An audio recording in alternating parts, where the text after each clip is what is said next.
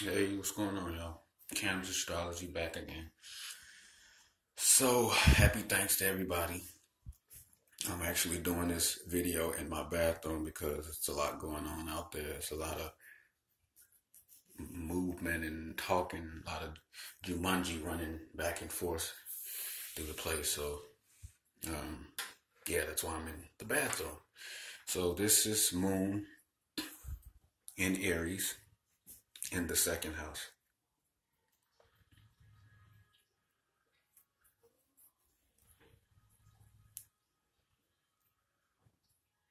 And the first thing I'm seeing here is the mind, which is a moon, is aggressively connected to values, resources, talents, family lineage, possessions, survival,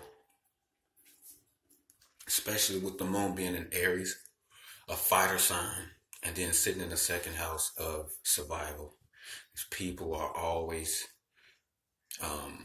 thinking about survival, what they need to survive, like the emotional stability, a peace of mind comes when there's a single independent uh, independence on your survival or your possessions, things that you need to survive, survival instincts, survival needs. And with the moon being here,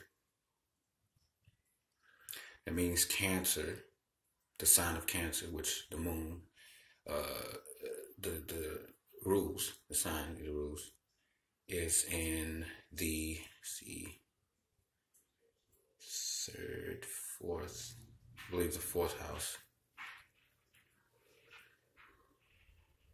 Because Taurus would be the third, Gemini fourth. It's in the fifth house. I'm sorry, little off. So that's what the moon is doing here. Those are the activities the moon is bringing to this house. And the fifth house is all about self-expression, individual self-expression, that individual intelligence in us. It's the house of your schooling after high school. Everything after high school, going to get your bachelor's and your associates. Things like that. It's the house where you learn the scriptures, your ancient scriptures. House of kids, involvement with kids and children. It's the house of fun where you enjoy and socialize, things like that. So, with those activities coming into the second house, and Moon being the ruler of the fifth house coming into the second house in Aries, involvement with kids, speculative business, uh, anything where you're performing in front of somebody, in front of an audience, or entertaining. That's the fifth house. You do this with your mind, with your thinking, with your emotions, perhaps with your mother, because the moon also is the mother. And it comes into the second house. That is any planets coming into the second house show that energy, that planet is how you will earn money. It shows that is the planet that you value. That is the planet uh, that others would pay for. That you use as a resource that other people will pay for. So everything. Uh,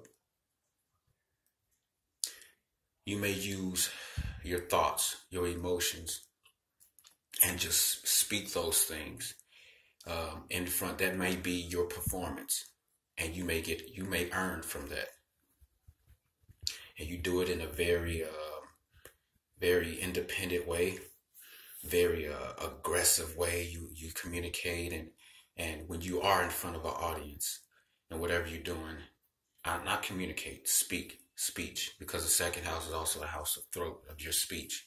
And the moon is here. So it's a lot of aggressive emotion coming out, whatever you're doing. Um, uh, Whatever that speculative business is, or whatever that fun loving thing that you do that you can earn a living from, or use as a means of survival, like a talent or a resource. Fifth house things become all of those things. So your involvement with kids themselves become a sense of uh, physical security for you.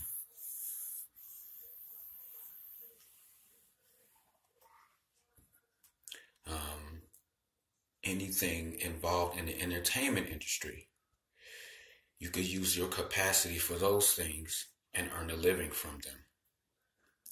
Perhaps through your mother, maybe your mother give you some ideas or some kind of business or something where you're something related to the mother. She, as far as your whatever your entertainment is, could have something to do with your mother, and then that comes in, and that becomes a resource to you.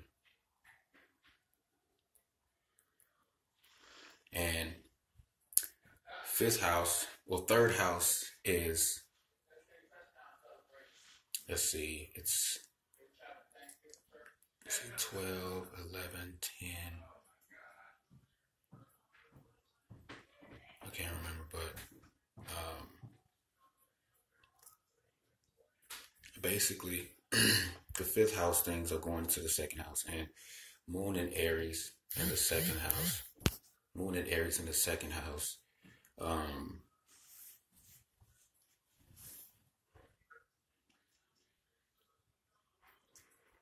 in their thinking, there's a lot of independence in the thinking, a lot of aggression. If Moon is bad, if Mars is bad, but this is a very active mind, especially when you come into contact with family lineage, or when it comes to your resources. That's when the emotions really come out. That aggressive, uh, forceful, rugged, just rough emotions come out. Like when they talk, it's a lot of fired up emotion when it comes out when they speak.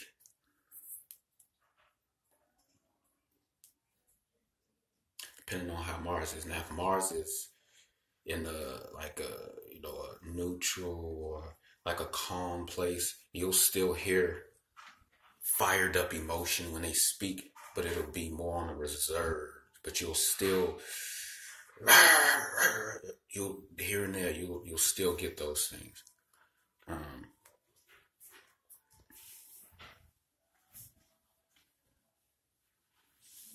I see here that um, the more you learn, the more you earn. You take your capacity for learning, whether it's with scriptures, whether you're in, like I said, getting your master, not your master's, but your bachelor's, anything after high school. Those schooling is you take that into the second house. So you could be a teacher, or you could you use the things that you've learned and you earn in the second house. So the more you learn, the more you earn with this placement. Anything involved with